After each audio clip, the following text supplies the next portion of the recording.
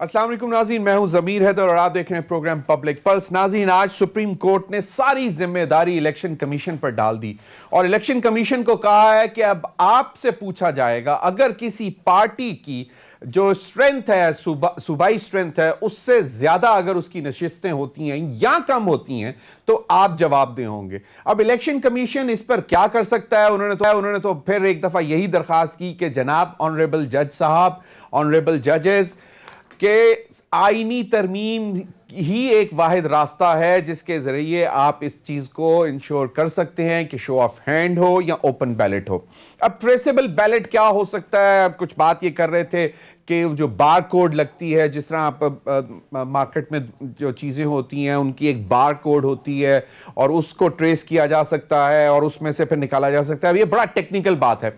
अब election commission को कल ये कहा था कि जनाब आप तजावीज़ लेके आए, लेकिन आज जिस तरह ही ऑनरेबल जजेस ने इलेक्शन कमीशन से कहा कि जनाब आप ये बताएं कि पार्टी की तनासुब से अगर सेनेटर्स इलेक्ट नहीं होते तो फिर इसका मतलब है कि देयर इज अ फ्लॉ, और उसमें बहुत से सवालात भी उठे और जिस पर उन्होंने ये भी बताया, ऑनरेबल जजेस ने ऑब्जर्वेशन एक दी कि जनाब सेनेट इंतखाबात के लिए कानून में आजादाना वोटिंग का लफ्ज शामिल नहीं है, बल्कि कौमी असेंबली की वोटिंग में आजादाना वोट का लफ्ज इस्तेमाल होता है, यानी कि आइन में ये जो लिखा हुआ है। अब उन्होंने कहा कि जनाब ऑनरेबल जजेस की तरफ से ऑब्जर्वेशन थी कि सियासी जमात की सेनेट में नशिस्तें सूबाई असेंबली की सीटों के मुताबिक होनी चाहिए और ये एक लिखा पढ़ा जो है असूल है। और उन्होंने कहा कि जनाब सारी जिम्मेदारी अब आपकी होगी और आपको ये यकीन दिलाना होगा हमें कि आप इसको इंश्योर करेंगे कि ऐसा ही हो। दूसरी जानिब आज इमरान खान साहब ने कहा कि जनाब ओपन बैलेट के मुखालिफिन इलेक्शन के बाद रोएंगे। अब ये एक बड़ा दिलचस्प सा सवाल है कि अगर मतलब जो भी ओपन बैलेट के मुखालिफ हैं वो रोएंगे क्यों? इसका मतलब है कि कहीं ना कहीं कुछ तैयारी हो रही है, और ख़ासतौर पर पंजाब में, कि पंजाब में किस तरह मैनेज करेंगे कि PMLQ के भी सीट मिले और उसके बाद फिर वो क्विट प्रो को इस्लामाबाद की नशस्त यानी कि यूसुफ रज़ा गिलानी साहब की नशस्त के लिए तो नहीं हो रही। तो उसमें बड़ा एक सवाल पैदा होता है और शिबली फराज साहब पूछते हैं आज प्रेस कॉन्फ्रेंस में कि क्या कभी ऐसा दिन भी आएगा कि इस मुल्क में इलेक्शन के ऊपर कोई उंगली नहीं उठाएगा। तो उन्होंने कहा कि जी हम शफाफ इलेक्शन करवाना चाहते हैं, तो इसमें हमारा गुनाह क्या है? दूसरी जानिब प्राइम मिनिस्टर इमरान खान साहब ने कराची के जितने MPs थे, पार्लियामेंटेरियंस, उनको आज खिताब किया, उनसे बात की, ऑनलाइन उन्होंने उनको एड्रेस किया और उन्होंने उनके तहफ़्फ़ुज़ात दूर किए, जो कि दो कैंडिडेट असलम अब्रो साहब और फैसल वाडा साहब के हवाले से। और उन्होंने कहा कि आप सब मेरी सियासी टीम हैं, अपने कप्तान पर भरोसा रखें। ये प्राइम मिनिस्टर ने MPs को कहा और उन्होंने कहा कि जानता हूं मेरा मैच सिंध में बड़े माफिया से है, इसके मुताबिक खिलाड़ी उतारे हैं। अब फैसल वाडा साहब बहुत बड़े खिलाड़ी हैं और उन्होंने कहा कि जी बड़ी सियासी समझ बूझ रखते हैं, अच्छी तकरीर करते हैं, बोलते अच्छे हैं, इसलिए ये दोनों बहुत अच्छे रहेंगे।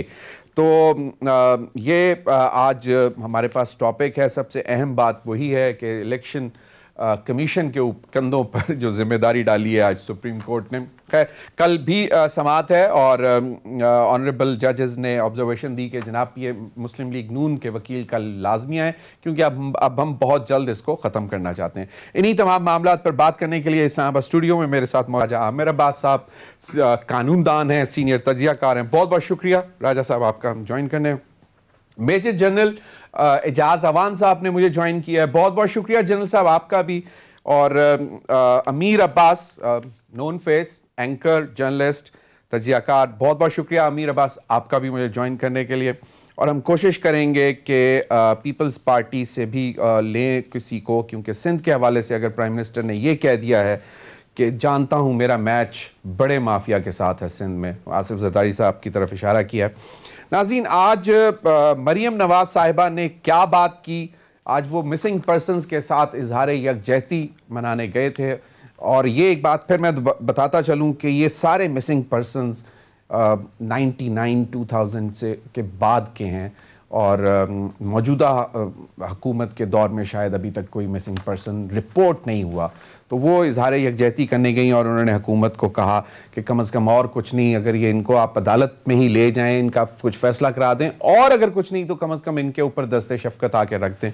तो वो दस्ते शफकत उन्होंने आज रखा, लेकिन वहां पे क्या बात की कि अदालत में हुकूमत क्यों गई, ये सुन लें जरा। जी राजा आमिर अब्बास साहब, ये क्या मामला है? वो कहते हैं कि जनाब आप ने चोरी मतलब सेनेट का इलेक्शन जब आपने चोरी किया उस वक्त आप शो ऑफ हैंड्स के का जिक्र आपने रोना नहीं डाला, अब आपको खौफ है, लोग जा रहे हैं इधर उधर, तो उन्होंने कहा कि आप अदालत पहुंच गए। और देखिए मरीम बीबी तो कल की उनकी जो ट्वीट आई थी उससे तो जाहिर लग रहा था कि अदालत जो भी पहुंचा हुआ है वो अदालत में एक चीज़ ऑलरेडी पेंडिंग है, और वहाँ पे इस किस्म की ट्वीट कर देना कि जी अदालत अगर ऐसा नज़रिया ज़रूरत के तहत फ़ैसला करेगी या फ़ैसले के बारे में बात करना, तो ये शायद कानूनी तौर पे या जो है एक लीडर जो उनसे हैं उन्हें इससे गुरेज करना चाहिए, अवॉइड करना चाहिए, क्योंकि इस तरीके से इन्फ्लुएंस होने की इनडायरेक्टली जो सा है it doesn't give a good के लोगों को एक अच्छी वो नज़र नहीं आती, खासकर जुडिशरी को। नंबर 2, आपकी इंट्रो में बात हो रही थी कि जी सुप्रीम कोर्ट ने सारा डाल दिया है इलेक्शन कमीशन ऑफ पाकिस्तान पे। ये सुप्रीम कोर्ट ने नहीं डाला, ये आपके आईन पाकिस्तान ने डाला हुआ है, जिसमें आर्टिकल 218 में तो हम ऐसे कह लें कि सुप्रीम कोर्ट ने आज उनको याद दिला दिया कि भाईजान ये आपकी जिम्मेदारी है। 2 रोज से उनको याद करा रहे हैं कि आप बात को समझें, आप एक आईनी अदारा है और आपका काम ये नहीं है कि आप ले बैक करें, पीछे बैठ के सब कुछ देखते रहें। आर्टिकल 218 आपको कहता है कि फ्री फेयर इलेक्शंस कराना आपकी आईनी जिम्मेदारी है, और इस सिलसिले में ना आपको कानून साजी की ज़रूरत है, आपने जो भी स्टेप्स उठाने हैं आईन पाकिस्तान जो इस मुल्क का सबसे बड़ा आइन है वो आपको इजाज़त देता है, और आपने करप्ट प्रैक्टिसेस जो होती हैं इलेक्शन में जिसमें ये पैसे का लेन देन और ये चीज़ें हैं, इसको आपने गार्ड करना है, ये आपकी आईनी ड्यूटी है। और अगर आप पीछे बैठ के अपना आईनी फ़राइज़ अंजाम नहीं बैलेट देंगे, पेपर्स और डब्बे लेके बस पहुंच के पीछे होके बैठ जाएं, that's not enough. That is not enough. आपने फ्री एंड फेयर इलेक्शन कराने के लिए ये अदारा बना है, करोड़ों अरबों के फंड्स मिलते हैं इनको सालाना बहुत सी मराहत मिलती हैं। तो इसकी जब उनको दिखाया गया कि ये कराना है, और साथ उनको ये बताया गया कि जनाब इस मुल्क में आइन की जो इंटरप्रिटेशन हो रही है, बड़ा कहा जा रहा है हर चैनल पे कि जी सुप्रीम कोर्ट आइन में तरमीम नहीं ला सकती, कोई और इवन वहाँ से ये बात आ रही है, लेकिन इसी आइन पाकिस्तान जिसके तहत आर्टिकल 59 के तहत सेनेट के इलेक्शंस होते हैं, उसमें ये चीज़ क्लियरली प्रोवाइडेड है कि जो आर्टिकल 59 सब क्लॉज 2 में कि जो सेनेट का इलेक्शन होगा वो प्रोपोर्शनल रिप्रेजेंटेशन के फॉर्मूले 1 मैन 1 वोट के तहत होगा। अब what is proportional representation? Proportional representation के बारे में आज वहाँ पे जब ये बन रही थी, कानून साजी हो रही थी, हफीज़ पीरज़ादा साहब मरहूम की, वो उन्होंने डिबेट भी सुनाई जिसमें उन्होंने बताया कि प्रोपोर्शनल रिप्रेजेंटेशन मीन्स के जो पार्टियों को सूबे में तनासब से सीटें मिलती हैं वो ही फ्लो करके आनी है आपकी सेनेट में, और अगर वो नहीं आती तो ये इलेक्शन कमीशन फिर इस चीज़ का जिम्मेदार होगा। और इसको रोकने के लिए इलेक्शन कमीशन कैसे रोकेगा? एक सेकंड दीजिएगा कि जो सीक्रेट बैलेट की बात है, सीक्रेट बैलेट का पर्पस ये है कि the time the vote is casted उस वक्त तक सीक्रेट होगा, किसी को नहीं पता लगेगा ए ने, बी ने, सी ने किसको वोट दिया है। लेकिन बाद में अगर ये पता है कि एक पार्टी जिसके 5 मेंबर हैं और वो 2 सीटें लेके चली गई है, तो फिर इलेक्शन कमीशन उस वोट को ट्रेसेबल रखेगा कि वो ट्रेस हो सके कि वो वोट किसका है, और वो ट्रेस करना इलेक्शन कमीशन की काम है। तो इसलिए बार कोड को करवाया जाएगा, बार कोड हो या दोनों पे नंबर हो, या फिर वो मोबाइल का अलाउ कर दें कि भाई अपनी तस्वीर नहीं, मोबाइल नहीं, नंबर्स होते हैं काउंटर फाइल पे भी और उस पे भी। बिल्कुल, तो ये वो चीजें हैं कि जो 2 रोज से इलेक्शन कमीशन ऑफ पाकिस्तान को बताई जा रही है कि आप अपनी जो कॉन्स्टिट्यूशनल रिक्वायरमेंट्स हैं, किसी आइन को चेंज करने की जरूरत नहीं, कुछ भी नहीं होगा, इसी के तहत इलेक्शन हो तो ये जो आपकी मेनिस है, ये जो ये इतनी खत्म हो बड़ी जाएगा। ये जो पैसे बाजार की ले लगता देन है, ये खत्म हो ये सकता है। बाजार जो लगता है, वो जमीर के सौदे होते हैं, वो खत्म हो जाएगा। जनरल साहब, किसी जमात को कम नशिस्तें मिली तो जिम्मेदार इलेक्शन कमीशन होगा। अगर कोई शख्स, चाहे वो किसी पार्टी का है, और अगर वो समझता है कि उसकी ज़मीर की आवाज़ है, उसके ज़ाती ताल्लुकात हैं, जिसमें अब ख़ास तौर पर यूसुफ रज़ा गिलानी साहब के हवाले से भी यही बात हो रही है कि हुकूमत शायद डरी भी हुई है क्योंकि उनके कुछ ताल्लुकात जो हुकूमत के लाइट पार्टीज़ हैं उनमें भी हैं, और शायद कोई क्विड प्रो को भी हो रहा हो, जरदारी साहब चौधरियों से कुछ बात करने की कोशिश कर रहे हो कि जनाब आप कुछ कर दें। तो ये अगर कोई इंडिपेंडेंटली कुछ करना चाहे तो वो उसकी जिम्मेदारी जो है इलेक्शन कमीशन ले ले बस। देखिए जमीर भाई, बात यह है कि जो राजा अमर अब्बास साहब ने कहा है वो एक लीगल व्यू है, और यही डिसीजन सुप्रीम कोर्ट ने अगर दिया है और कहा है कि इलेक्शन कमीशन के पास जाएं proportional representation, then why have election? जब सीटें पता है कि किस पार्टी की किस सूबे से कितनी है तो अनाउंस और रिप्रेजेंट, फिर उनके उतने कैंडिडेट अनाउंस कर दें जिसको वो नॉमिनेट करते हैं, they should sit in the senate, बात खत्म। इंतखाबात किस चीज के हैं फिर? अगर इंतखाबात जमीर है उसके लिए इंतखाबात जरूरी है। ये बात आज सुप्रीम कोर्ट में अगर आप दोबारा से क्लैरिफाई कर दीजिए। चलें, अच्छा, अगर इंडिपेंडेंट कैंडिडेट्स हैं तो फिर ये सेल्फ डिफीटिंग हो गया कि उस पार्टी की उतनी सीट्स नहीं आ सकती जितने उसके एमपी हैं, क्योंकि इंडिपेंडेंट कैंडिडेट्स को आप वो किस पार्टी को रिप्रेजेंट करेंगे?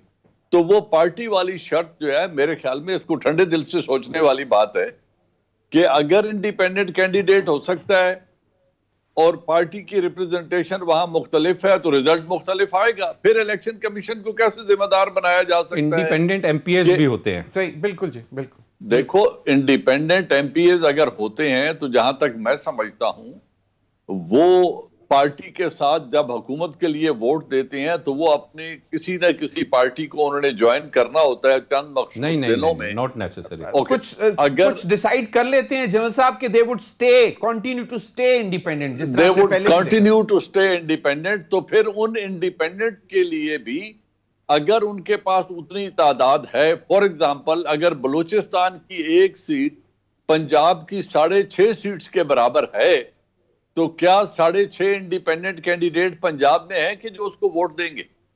अगर हैं तो ठीक है, फिर रिप्रेजेंटेशन हो जाएगी। बट दिस इज, ये तो बात रही एक टेक्निकल, डुएबल है तो वेल डू इट। इंतखाबात, लेकिन जनरल साहब अगर कोई अपने मतलब ख्वाहिश से, जाती ताल्लुक की वजह से, जमीर की आवाज पे, या अपनी पार्टी की क़यादत से नाराजगी की वजह से किसी और को वोट देना चाहता है या देता है, तो मुझे एक बात बताएं, ये उसका हक नहीं है? ये बेसिक राइट है उसका कि नहीं है? मैं यही बात कहना चाह रहा हूं कि अगर इंतखाबात होने हैं तो जमीर की आवाज पे उसे वोट देने का हक होना चाहिए। लेकिन जमीर की आवाज की एक नुमाइंदगी देख लें, जिन साहब का भी आपने नाम लिया है, यूसुफ रजा गिलानी का।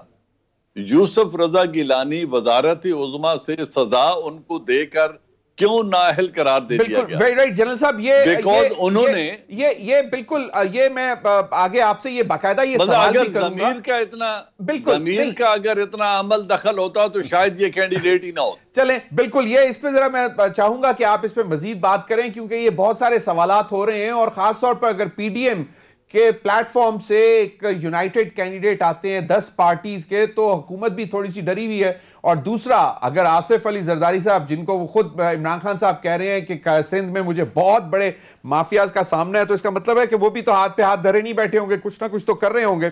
दूसरा जो अमीर अब्बास, इमरान खान साहब की स्टेटमेंट के ओपन बैलेट के मुखालिफ इलेक्शन के बाद पछताएंगे, ये किस तरफ इशारा है? ये मतलब आप खुद एक चीज मान नहीं रहे कि आप भी कोशिश कर रहे हैं? पंजाब में अगर आपको कोई 8, 10, 15 लोग पहले पीएमएलएन के मिल चुके हैं, तो इसका मतलब है कि आप 4 अपनी सीटें और फिर 5वीं या 6ठी या जो भी है वो ले लेंगे, पीएमएलक्यू की भी ले लेंगे। तो दानिश्वर लोग हैं, मैं तो आम सी बात करूंगा, मैं कोई फिलोसॉफिकल गुफ्तगू नहीं करूंगा। देखें, ये जो सेनेट हमने बनाई, ये सेनेट हमने कॉपी की थी अमेरिकी सेनेट से। कि पाकिस्तान में एक अपर हाउस होगा, जिस अपर हाउस में पाकिस्तान के काबिल तरीन लोग आकर बैठेंगे, जिसमें पाकिस्तान के क्रेडिबल तरीन लोग आकर बैठेंगे, जिसमें पाकिस्तान के बाकिरदार और दयानतदार लोग आके बैठेंगे। लेकिन कौन लोग आपकी सेनेट में बैठते रहे? बिजली चोर, गैस चोर, टैक्स चोर, बैंक करप्ट। ये मैं नहीं कह रहा, ये खुद यही सियासतदान एक दूसरे को कहते रहे, किक बैक्स लेने वाले और अपने पार्टी लीडर्स की चापलूसी करने वाले साइकोफैंट्स। कितने सेनेटर्स हैं, मैं आपको नाम गिनवा सकता हूं, जिनका कोई क्रेडेंशियल नहीं है इस मुल्क में, जिनका कोई पोर्टफोलियो नहीं है, सिवाय इसके कि वो अपने कायद के तलबे चाटते रहे। नहीं, एक बड़ी चीज तो पैसा है ना Amir Abbas. Why are you forgetting that? के मतलब कुछ अगेन पैसा। तो वो जो कॉन्सेप्ट था, राजा साहब बैठे हुए थे, आईन और कानून एक होता है लैटिन, एक होता है स्पिरिट। सेनेट आपने बनाई थी, उसकी कोई स्पिरिट भी थी बाबा। वो छोड़िए स्पिरिट आपने इसकी। हर 3 साल के बाद क्या सुनने को मिलता है हमें? कालक मली जाती है उसके चेहरे पे कि जी जमीन का छोटा होने वाला है। खरीदार भी आएगा मंडी में और बिकने वाला भी आएगा मंडी में, मंडी लगेगी। अब जरा सुने अमेरिकन सेनेट, कौन कौन से सेनेटर आए अमेरिका की सेनेट में जिन्होंने आज अमेरिका को सुपर पावर बनाया? डैनियल वेबस्टर, जिसकी डिबेट 250 साल में अमेरिका की तारीख में याद है, जो सेनेट में उसने डिबेट की थी, जिसको कहा जाता है the champion of the concept of national government. कोई है डैनियल वेबस्टर आपकी सेनेट में? वहां कौन आता है? केंट कॉनरेड, जिसको कहा जाता है द स्टैटिस्टिशियन ऑफ अमेरिका। कोई है स्टैटिस्टिशियन ऑफ पाकिस्तान आपकी सेनेट में? वहां कौन है? रिचर्ड लूकर, जिसे कहा जाता है the wise man of America. वो कोई है वाइज मैन ऑफ पाकिस्तान आपकी सेनेट में? वहां आता है Dick Durbin, senator Dick Durbin, जिसे कहा जाता है द डिबेटर ऑफ अमेरिका। कोई है आपके पास द डिबेटर ऑफ पाकिस्तान आपकी? मुशाहिदुल्लाह है ना, वो बड़े अच्छे शेर भी पढ़ते हैं। वो मुशाहिदुल्लाह खान साहब की, और वो सुनिए आपने जो इनकी आपस में जिस किस्म की गुफ्तगू होती है, बिल्कुल बिल्कुल। मैं तो कोई वकार छोड़े आपने सेनेट का बाबा। चलें, अगर आज एक आदमी उठा है और वो कह रहा है कि भाई ये छोटे छोटे छेद हैं, ये छेद बड़े बड़े सुराख बन गए हैं, इन छेदों को आओ बैठ के बंद करते हैं। आप कहते हैं हम नहीं करेंगे, आप सीने चढ़ा ली, कैसे हम भी बंद करेंगे? वेरी वेरी राइटली आप ये कहते हैं कि मंडी बंद होनी चाहिए, लेकिन आपने जो पहली बात की कि भाई कैंडिडेट भी तो उस पाए का हो जो सेनेट के लायक हो, वो बात इंपॉर्टेंट है। कि चले मंडी लगती है, वो हमें नहीं मालूम कि अभी तो अटॉर्नी जनरल साहब ने शायद कहा आज में कि जी वो दुबई में लगी हुई है, तो वो कोई सबूत भी नहीं लेके आए। अभी वक्त हुआ एक ब्रेक का। मेरे पास आपने हमें कहा था कि जी फिलोसॉफिकल नहीं, लेकिन हिस्ट्री का आपने रेफरेंस दिया, एंड वाकई इट्स बड़ा एक थॉट प्रोवोकिंग क्वेश्चन है कि पहले होते थे नाम, बहुत बड़े बड़े नाम हमने देखे हुए हैं, सुने हुए हैं, सेनेट में बैठे हुए बहुत अरसा सुनते रहे, लेकिन अब वो वाकई वो शायद नहीं है। सेनेटर फैसल जावेद भी हैं, क्या कहा जा सकता है। मजीद बात करते हैं नाज़रीन, इस वक्त हुआ एक ब्रेक का, हमारे साथ रहिए।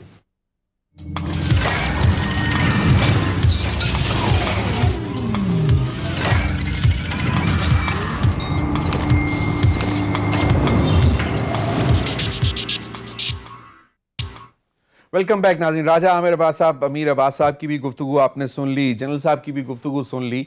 मुझे एक बात बताएं कि अगर कोई पार्टी लीडरशिप या पार्टी के अपनी जो मैंने रीजंस दिए, कोई भी रीजन हो सकती है, और उसको आप उसके ऊपर चार्जशीट कर देंगे, तो इसका मतलब है कि पार्टी के अंदर जमहूरियत नहीं है, डिक्टेटरशिप है, कि भाई गन पॉइंट पे भाई ये हमारा कैंडिडेट है, you should vote for him. इसका जवाब भी आपका आईने पाकिस्तान देता है, और इसका खुद ये जो लेजिस्लेशन हुई है या आइन साजी हुई है, ये इन्हीं पार्लियामेंट से हुई है। अब इसका जवाब किस अंदाज में दिया जाता है, ये जो कहा जा रहा है कि ज़मीर की आवाज़ सुन के वोट देना चाहिए, इसमें जो 2 हाउसेस हैं पार्लियामेंट के, नेशनल असेंबली और सेनेट। नेशनल असेंबली में उन्होंने लिखा है जो वोटिंग होगी, there shall be a free vote. They have used intentionally the word free vote, means के आपका वोट फ्री है, जैसे मर्जी दीजिए। सही। लेकिन यहाँ पे जानबूझ के दानिस्ता तौर पे एक विजडम के तहत फ्री का वर्ड हटा लिया गया है, और यहाँ पे जो वोट है प्रोपोर्शनल रिप्रेजेंटेशन की बात की, मीनिंग देयर बाय कि ये एक कंट्रोल्ड वोट है। ये वोट आपने अगर इमरान खान के नाम पे लिया है या नवाज शरीफ के नाम पे लिया है, तो फिर आप पार्टी डिसिप्लिन के तहत पाबंद हैं कि पार्टी पॉलिसी को अपनाइए। ये सुप्रीम कोर्ट ने नहीं कहा, ये किसी और ने नहीं कहा, इसी आइन ने कहा जिसको इन्होंने खुद बनाया। हाँ, यहां भी लिख देते फ्री वोट, लिख देते ना, या यहां भी जैसे कि आर्टिकल 226 में लिखा है कि वजीर आजम और वज़राए आला का इलेक्शन ओपन बैलेट से, शो ऑफ हैंड से होगा। यहां भी लिख दिया जाता कि सेनेट का जो है इलेक्शन वो ओपन। तो ये वो चीजें हैं कि जो आइन, अब आइन खुद से नहीं बोल सकता। आइन जब बोलता है तो वो अदालत की जजमेंट के जरिए बोलता आपका है। कहने का मतलब यह है कि जो भी इलेक्टेड पर्सन बैठा हुआ है, चाहे वो नेशनल असेंबली में, चाहे प्रोविंशियल असेंबलीज में बैठा हुआ है, he is bound by party discipline. He is bound by party discipline. But it's an unwritten rule or it's a written rule? It's a written constitution में provided है। Proportional representation का मतलब नहीं, क्या लेकिन है? उसमें ये तो नहीं लिखा हुआ कि लिखा हुआ है सर। नहीं, प्रोपोर्शनल रिप्रेजेंटेशन को आप मीन्स उसको क्या आता है? मतलब मैं आप आपको उसको बताता इतना हूं क्या एक्सपेंड कर देंगे कि नहीं एक्सपेंड करेंगे। प्रोपोर्शन रिप्रेजेंटेशन, आज हफीज पीरजादा जब ये बना था आइन, उसकी वो तकरीर का मतन सुनाया गया अदालत में, जिसमें उसने एक्सप्लेन किया ये आइन बनाते वक्त बिल्कुल सही है। प्रोपोर्शनल रिप्रेजेंटेशन क्या है वो यही है कि पार्टी को अगर के लोग हैं उतने उनके सेनेटर होंगे, जितने उनकी सीटें आई हैं उसके मुताबिक उनके जैसे खवातीन में आप देते हैं। अच्छा, तो प्राइम मिनिस्टर जो बोलते हैं कि अगर बैलेट के मुखालिफ जो हैं वो अब इलेक्शन के बाद रोएंगे, इसका क्या मतलब है?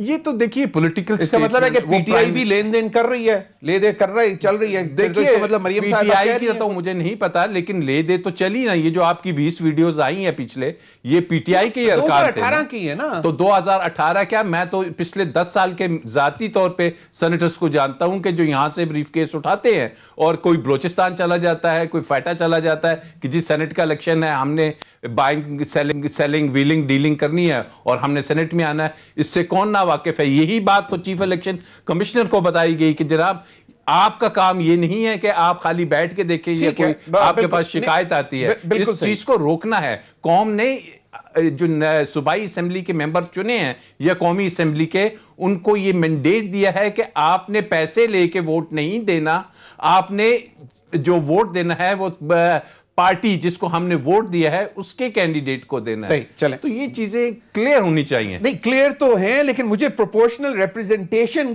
को मतलब इसका इतना आप उसको फैला दें कि जनाब दिस मींस कि you are bound to give vote. आईन है पाकिस्तान चले, लेकिन उसमें तशरीह नहीं की हुई ना उसमें कि प्रोपोर्शनल रिप्रेजेंटेशन सुप्रीम कोर्ट।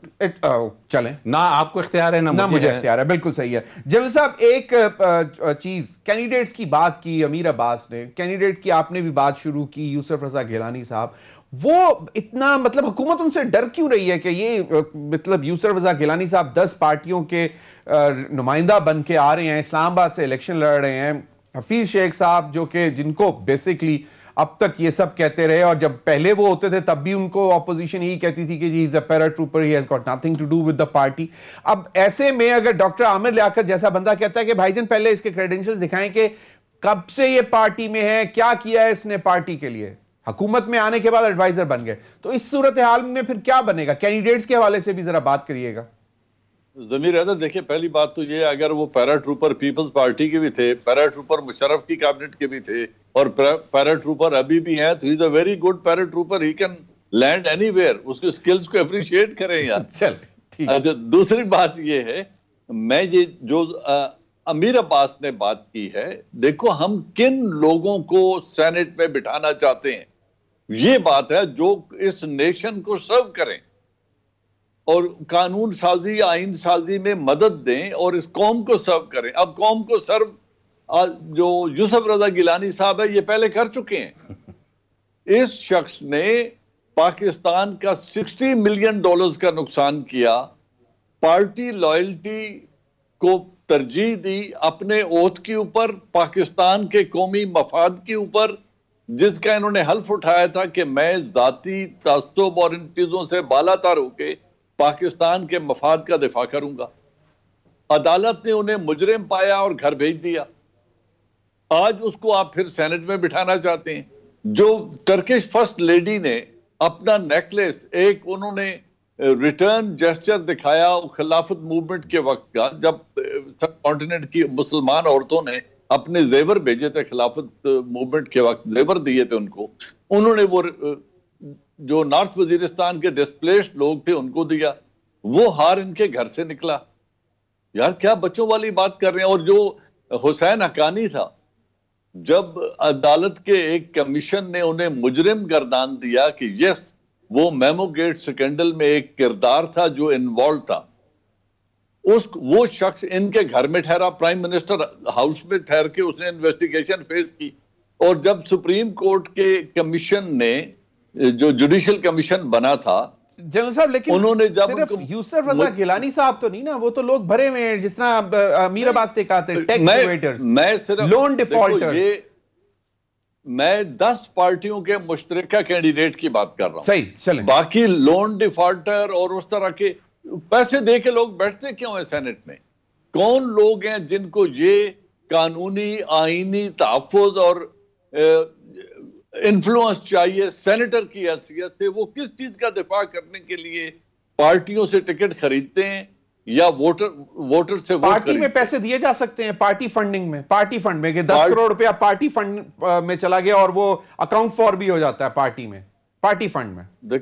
देखिए पार्टी फंड तो यहां तक मतलब दे सकते हैं। देखिए पार्टी फंड भी तो एक गिमिक है ना। जब अल्ताफ हुसैन की प्रॉपर्टी लंदन में पकड़ी गई थी, 8 प्रॉपर्टी थी उनकी, उन्होंने कहा ये तो पार्टी का ट्रस्ट है, ये तो पार्टी के फंड्स हैं। पार्टी फंड कराची से कलेक्ट करती थी और प्रॉपर्टी लंदन में बनती थी। सही यार खुदा के लिए, मतलब हम सारे समझते हैं कि ये पार्टियां किधर जाते हैं ये फंड, और कौन पार्टियों के वारिस कौन है। सही, ये बिल्कुल एक सेनेटर साहब हैं फैसल जावेद साहब। मैं जरा अमीर अब्बास की तरफ जाना चाह रहा हूं। वो फैसल जावेद साहब ने आज बड़ी दिलचस्प बात की सुप्रीम कोर्ट के बाद, वो जरा सुन लें तो उस पर फिर आपका कमेंट चाहिए मुझे। खत्म, खलास, पीडीएम खत्म हो गई अमीर अब्बास?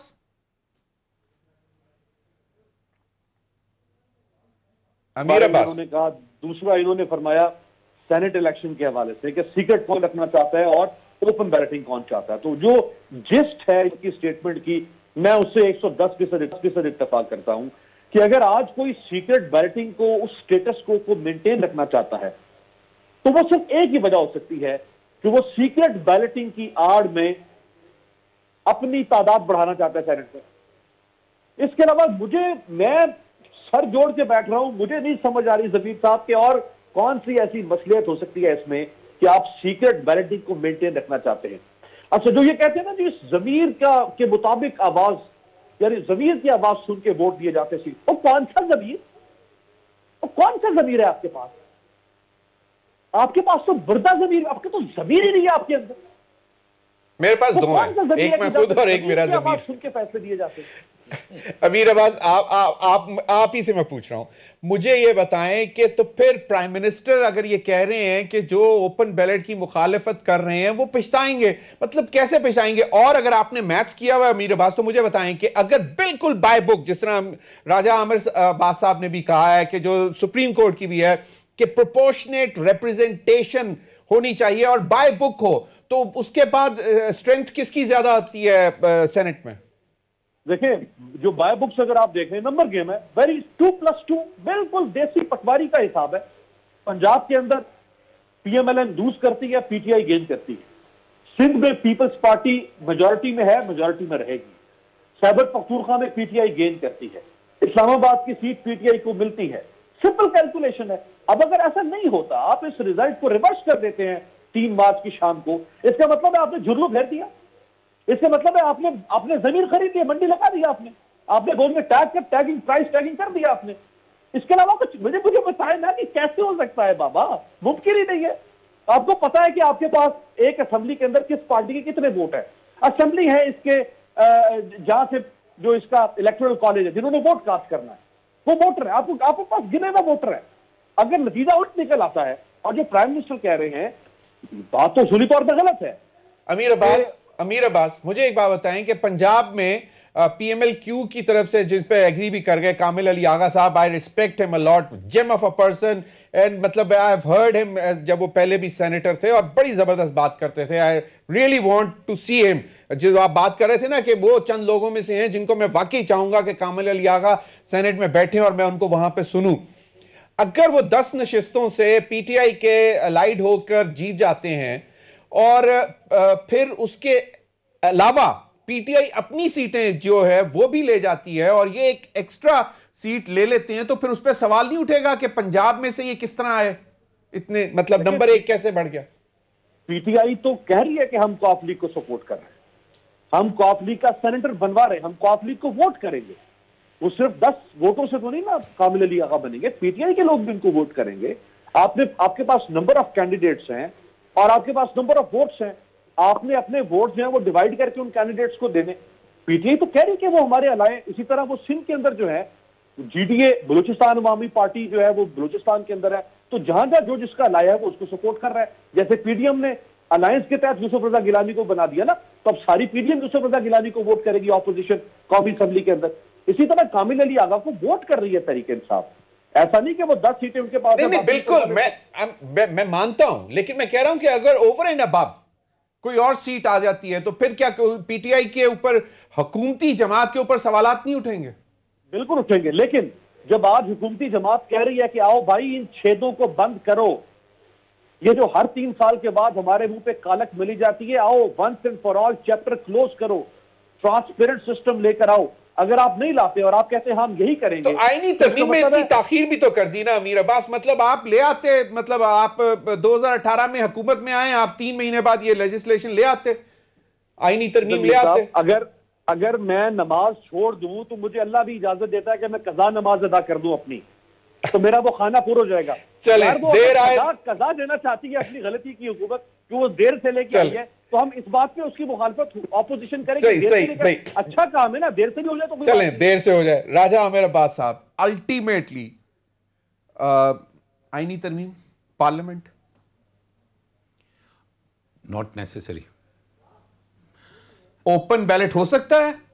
देखिए, बात ओपन बैलेट की नहीं है। चलें ट्रेसेबल बैलेट, ट्रेसेबल बैलेट हो सकता है। मतलब एक तलवार लटक जाएगी? ये तलवार नहीं होगी, ये एक आईनी रास्ता है। मतलब जनाब, आप मेंबर डरेगा ना फिर? डरेगा अगर ये तो ट्रेस हो जाएगा, अगर मैंने इधर से उधर हुआ ऑब्वियसली तो मेंबर को डरना चाहिए कि जब उसके मुल्क के आइन में लिखा है प्रोपोर्शनल रिप्रेजेंटेशन होनी है, कंट्रोल्ड उसका वोट है, फ्री वोट नहीं है, तो he is bound by the constitution.